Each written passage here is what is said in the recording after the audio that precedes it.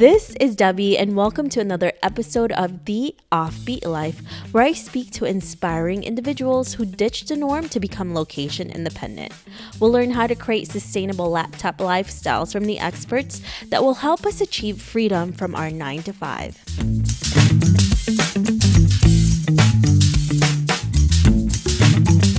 This week, I speak with Jomie Casas, who helps entrepreneurs create automated businesses they love. Jomie is a nomad entrepreneur traveling one country a month while scaling the change she wishes to see in the world one CEO at a time. She is an expert at building teams and systems to create more passive income streams. Listen on to find out tips on how to automate and create a nomadic business from Jomie.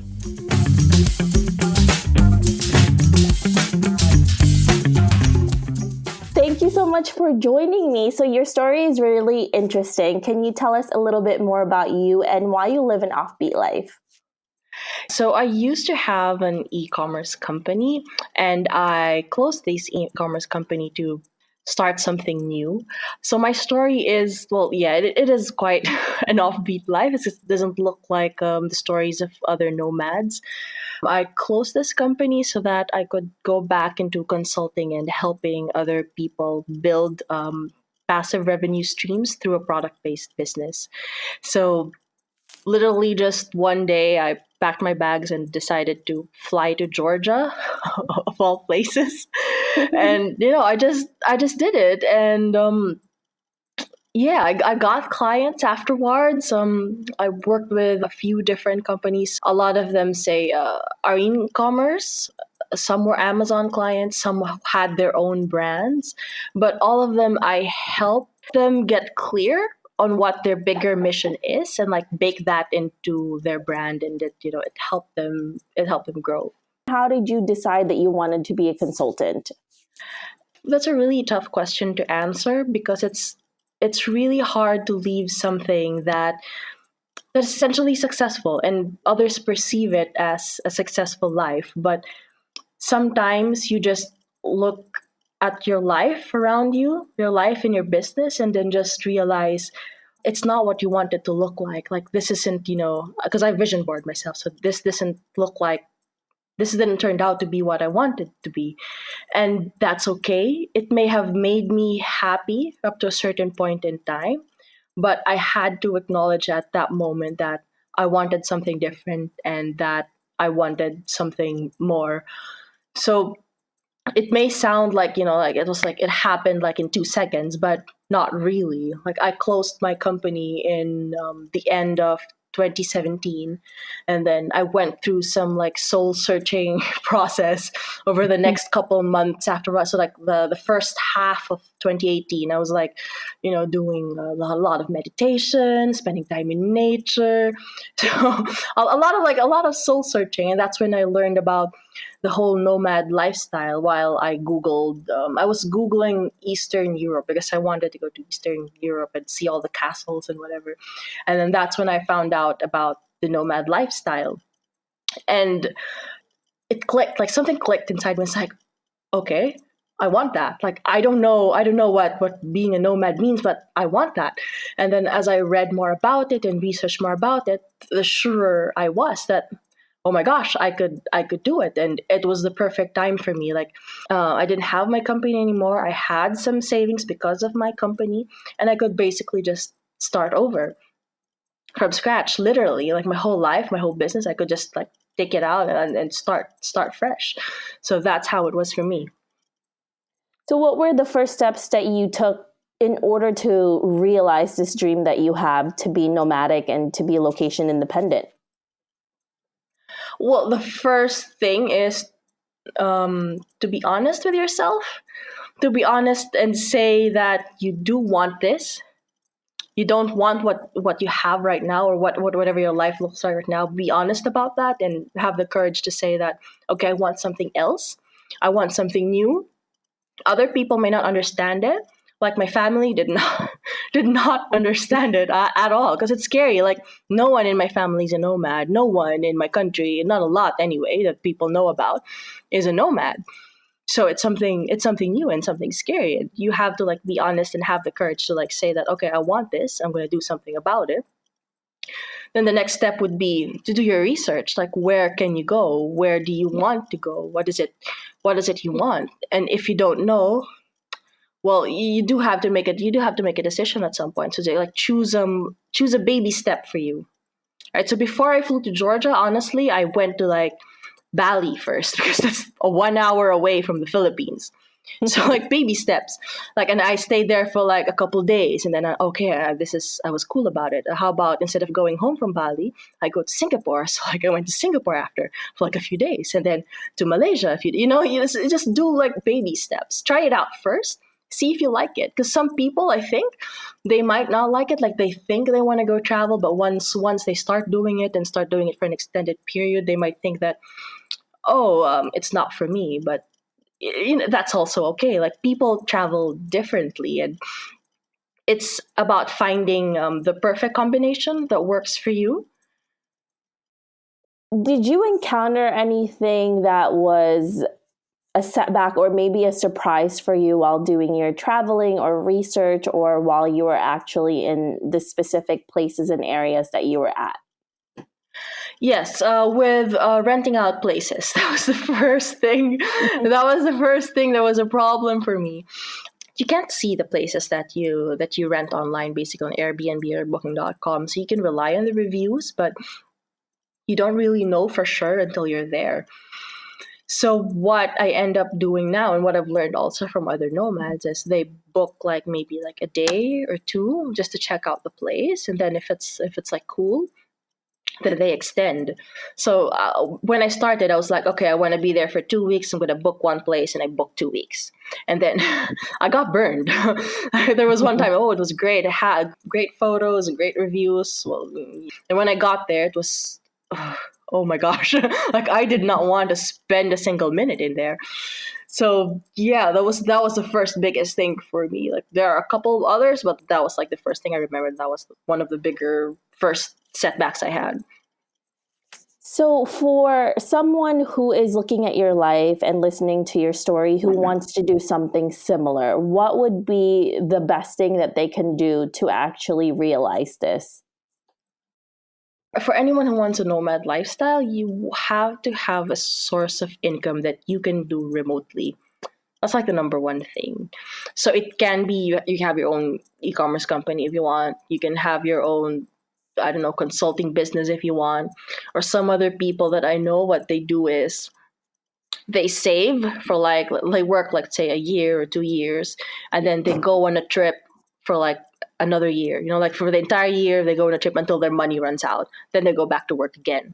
So everyone does it, like I say, everyone does it differently. Like they call themselves nomads as well, and like that's fine. I mean, like I said, everyone travels differently, and you have to define what works for you best. So for me, it's right now consulting with business owners.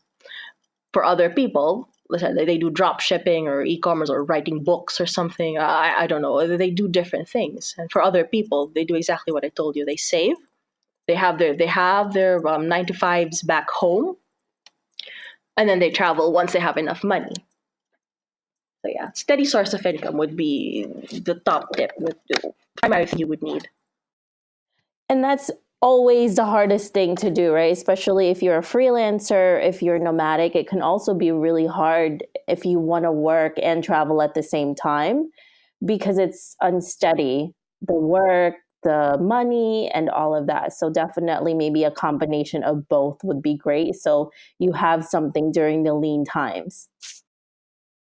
It is tough, I guess, especially if you do freelancing, for example, because it's not like a steady job. Although I have met nomads that work, they technically work full time. Like my boyfriend, he actually works full time for a company that allows him to work 100% remote. So there are a few nomads that way. So if your employer right now, let's say you're an employee of a company and you want to try the nomad lifestyle, maybe you can approach your employer and see if you can do part of your work remotely. some of them might be open to that, especially nowadays. It's not a new thing anymore. The whole nomad lifestyle is not a new working remotely is not a new thing anymore. So if you're starting from a corporate position, you can always approach your employer and say, oh, hey, maybe I can work like partially remotely, like a month off and then a month back here. And that's like also for you to experiment if this is the lifestyle for you. And then if you decide that that is something that you want to do long term, then that's when maybe you think about uh, freelancing on your own, starting to look for clients and building your own business, because that's a whole different thing. It never hurts to ask your bosses, the company that you're working for, if you can actually do it, which makes the transition so much easier than just taking off, leaving, and being stressed out all the time. And like you said, being an employee somewhere where you have a steady income and still working remotely versus leaving everything and starting your own thing is two completely different things. Yes. One, it may not be better than the other, but it depends on what you're better at. Mm, that's actually so true. Like I said, like I've only been doing this for a little over half a year, so not very long, but I've already met a couple already, and they're a couple nomads, I mean. So and they all do it differently. Like no one does it the same way. Their sources of income are so varied. There's no one bulletproof way to do it. But yeah, you do what works for you at your comfort level. Mine was a bit extreme, but also because well, I'm 31, so I mean, I have like a decade long of experience in my career, so I've done a lot of stuff already. But for some others who are just starting out and want to get into the nomad life really early, that might be a safer, better option for you, because you will need that income while you're traveling. Baby steps would be better. Now, how are you able to finance this chosen business that you have from the start, and how do you continue to create income today? Still through consulting. So I take on anywhere between 1 to 2 clients every month, and it really depends on what I do for them, depending on where they are in the stage of their business. Some of them are referrals, some of them are cold contacts that I get through social media. So, but my background is in marketing, so looking for clients is something that I already know how to do. So again, it really depends on your experience as well. So it isn't that much of a struggle for me. Yeah, so those are my main sources of income right now. Still my consulting business. I may decide to go back into e-commerce at a certain point because it is a good source of passive income, like building my own brand again, but this time maybe more travel focused, because that's what I'm passionate about right now. So in the past when I had my company, I was passionate about clothing and sexuality, and so I had a lingerie business, so that's what fit who I was at the time, and so that was the brand I built. Now it's a little different, so my business evolves with who I am, and I guess I'm quite lucky that I am able to generate the income I need to support the lifestyle that I want, and that's basically what I want to help others do as well, and that's what I've been helping my clients do, I guess. That was such a fun business you had with lingerie and doing. Yes. That Yes. must have been so much fun to do. Did you design them as well? Not all, because I'm not a fashion designer, so a lot of it was like I would choose the designs because I had a supplier who had like an extensive catalog, and I would just basically make my selections, and then over time I would say that, oh, I want a certain design that had this, this, and this, because I know what my customers were looking for, right? And they would create that for me. But, not for the entire catalog. Most of my catalog would still be already designs that they already had. And I would just wholesale it and then resell it in the Philippines. And it was pretty good, actually. It was pretty good. Like, it was stressful in the beginning, as with any new business that you start, you always have to hustle, but over the years you learn how to work less, you learn how to delegate, you learn how to build teams, and yeah, from like working 7 days a week, 16 hours a day, you move to like working just 1 day a week eventually. No, because you figure it out. You figure it out. Yeah, and I'm a big advocate of being a lazy entrepreneur because a lot of people, when they talk to me and I tell them that's my thing, they're like, what do you mean a lazy entrepreneur? You're lazy? Like, what is that? And I'm like, no, you build a business that you can wean into you delegating a lot and giving work to other people. So later on, you don't Mm, have to put all of your hands into it. And, like, a lot of people think you have to hustle forever in your business, but you really don't. You don't no. have to do that. That is so true. And I get that. The lazy entrepreneur. The moment you said it, I'm like, yeah, exactly. I mean, Yes, exactly. you get No, I it. mean, no one goes, look, we all go into business, obviously, to make money, make an impact, you do something good with your talents. Like, yeah, for all the same reasons. But it does not mean you have to work like 60, 70-hour weeks forever. The hustle is part of it, definitely, especially when you're getting it off the ground. But if you've been in business for a couple years, 2 years, 3 years, or more than that, then you cannot justify working more than 60. I mean, you can't justify working the same hours you did as when you started. That means something is wrong here. You're not putting in the systems in place, and you don't have the right support in place for you to grow the way you should grow. That probably means you're still wearing like 10 different hats, even if you've already proven the concept of your business and you have had success already. And yeah, and I see that all the time actually in a lot of my clients, that they tend to like think that, oh, I need to do this and that and like 1 million strategies.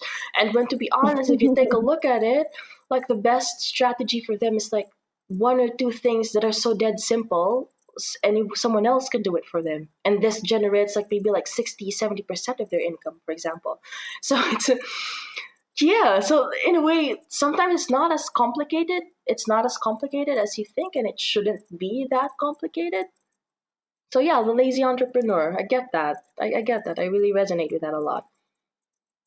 It's also really interesting because I have talked to other entrepreneurs about it, and sometimes you feel guilty or you feel like you have this vision that you really set on, but then you kind of just have this one way to look at it. But when you have other people in your team who are not so into it, they can give you other aspects of it that may even help you grow. So in the long run, it's really better to not be afraid to be open to other ideas as well, because that's how you grow as well. That when you do that. So you don't have to put your hands on everything, and it doesn't have to be quote unquote perfect all the time.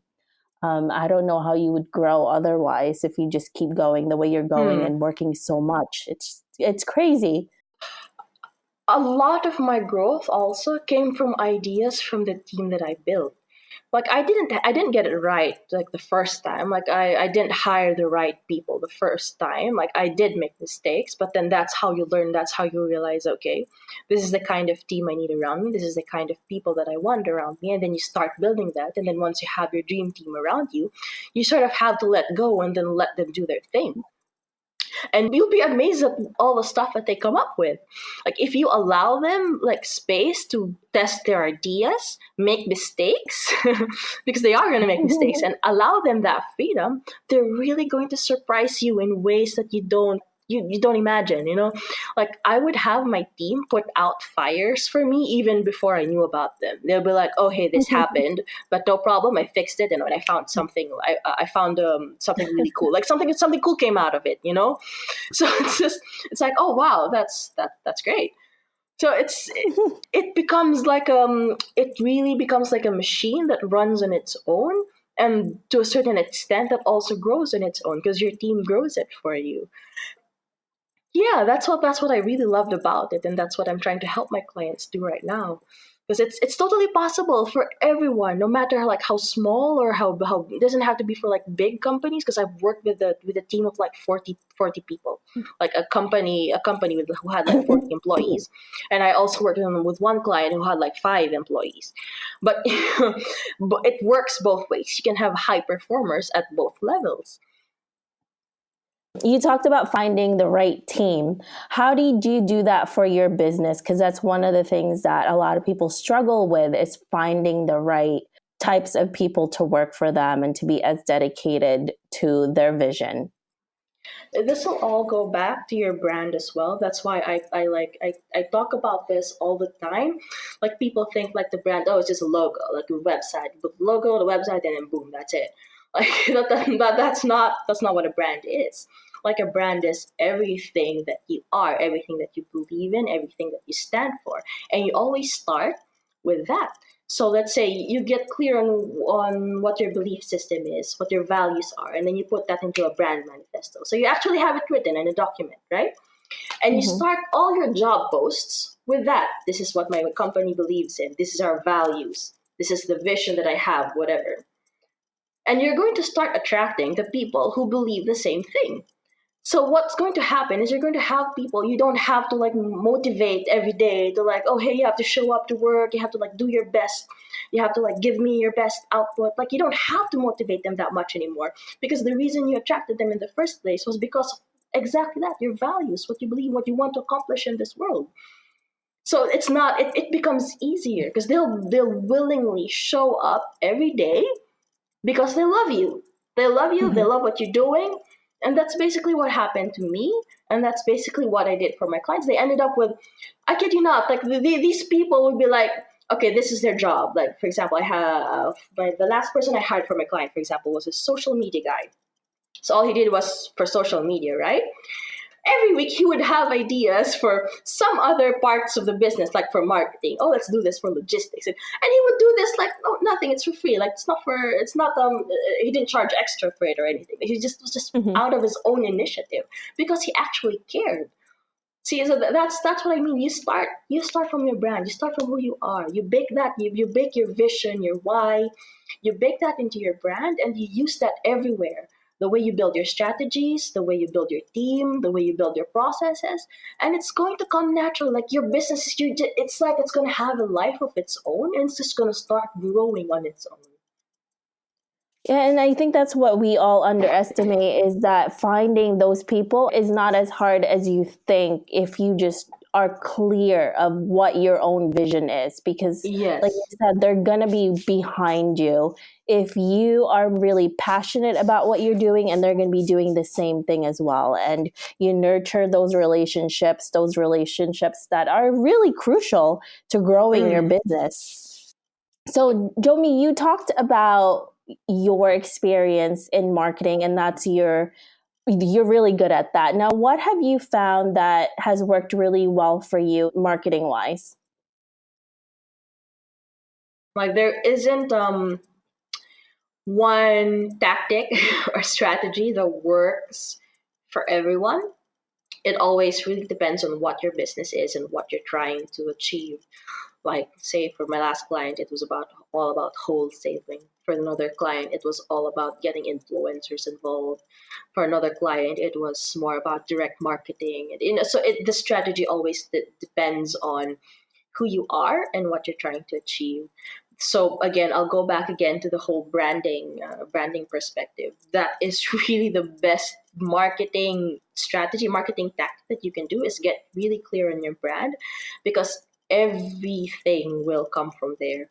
I see it all the time in like a bunch of businesses. They go like, oh, the new big thing now is like chatbot marketing. I want to go do chatbot. And I talk to them, okay, let's take a minute. What is it you're trying to achieve here? What is your brand? Why do you want the chatbot? Are you even on Facebook? Does it make sense for you to be on Facebook? So it's these people. There are a lot of entrepreneurs think that they have to do the newest thing or this whatever shiny object that they see in marketing, thinking that will help them grow. And sometimes that's not it. Sometimes you need something simple or lazy, something simple and lazy and easy that fits better with their brand and what they're trying to do. And that's usually what brings the biggest returns. So there isn't just one strategy or tactic that like works for everyone. The only thing that does and that applies to everyone is getting clear on your brand, getting clear on your vision, why you're doing what you're doing, how you're doing it, who you're doing it for, and bake that into everything you do. Like start from there and everything will be aligned. You'll just be surprised at how quickly you grow. And we're also going to be talking about that on our extended interview. So make sure you listen to that. I'm really excited to talk more about that with you, Jomie. Now, let's fast forward to 30 years from now, and you're looking back at your life. What legacy would you like to leave, and what do you want to be remembered for? I want to be remembered as the coach who helped a million impact businesses change the world. I'm really big on baking your vision and your mission into your brand. And I think that every entrepreneur has that bigger mission. Like they may not know it yet, or maybe they've seen glimpses of it. And I want to help them make that vision bigger because everyone, honestly, I really believe that we have all the tools we need right now to save the world. To save because the world's dying. It is. Every day it's dying. We have all the tools we need to save the world and we need everyone. And I want to be able to help these businesses scale change. That is a really good legacy, Jomie. So you're going to be helping a lot of people. Thank you. So let's get to some fun questions. Some people like myself, I nerd out on interviewing inspiring people like you and hiking. What about you? What do you nerd out on? Right now, crazy ideas on how to travel. My boyfriend and I are talking about maybe buying a sailboat and sailing around the world. Not sure about that. We both don't know how to sail, by the way. Do not know how to sail. I've never really been on a boat, so I'm not sure where that idea came from. But yeah, we're actually looking at sailboats right now. So yeah, and another idea was well, this was his idea, not mine, honestly. He wanted to like buy a tuk tuk and drive across Europe from Sri Lanka to Europe. So like, whoa, okay, that's a little bit extreme, but yeah, that's quite interesting. And we talked logistics for a while, like we were actually considering it. So yeah, just crazy ways to travel. That's awesome. It's funny. One of my friends, her name is Catch, her and her husband own a sailboat and they travel around the world with it. So she's also Filipino. Wow! Oh my gosh! Oh my gosh! I have to meet him. Yeah, they are in the Caribbean right now and they're about to leave they sold the boat that they were in and they're Oh, cool! buying a bigger one and they're going to sail from Yeah! the Caribbean to Europe soon. So that's going to be amazing. Wow! Oh, that is so cool. Okay, I have to Google that. I have got to Google. You have to like send me your details or something, or So is there any question that you wish people asked you more of? how to build a business they love. Most of the time, I would get clients who would ask me like how to make more money, right? Like how to get their business to make more money, or how to automate their businesses, how to get it running without them. Like that's usually the problem that I solve for my clients. But I wish that I would get more people who would ask me how to build businesses that they love. Yeah. What are you working on today that's really exciting to you? Oh, I'm actually getting clear on a new offer that I'm creating. So it's like an entry offer. So yeah, I'm working on it with my business coach right now. So once I have that finalized, I'm probably gonna like announce it really soon, in the next couple of weeks. So yeah. That's perfect. And you also have a business coach? That's great. Yeah, everyone needs one. Like you just get there faster. Even when I had my e-commerce company, I had mentors, and they really helped in the growth of my business. So everyone should have one, really, whether through directly or indirectly. Like you should have mentors. It's just the quickest way for you to get to where you want to go. If our listeners want to know more about you, where can they find you? On Facebook right now. So I'm building my entire business, my consultancy business on social media. So just search for me, Jomie Casas. Well, thank you so much, Jomie, for speaking with us today. I really appreciate it. Yes, I'm so happy I came. This is a really fun conversation, and it is good to get to know you, Debbie.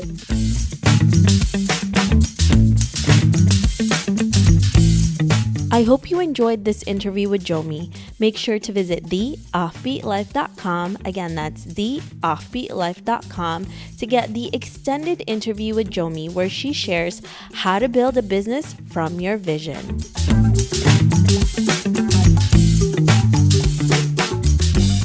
Hey Offbeat family, I really appreciate you listening to this episode. I would love to hear more from you and what you think of the podcast. Suggestions on guests, topics we can discuss, or maybe you just want to be friends. Why don't we chat some more on Facebook at The OB Life, or send me a message at hello@theoffbeatlife.com. I can't wait to hear from you.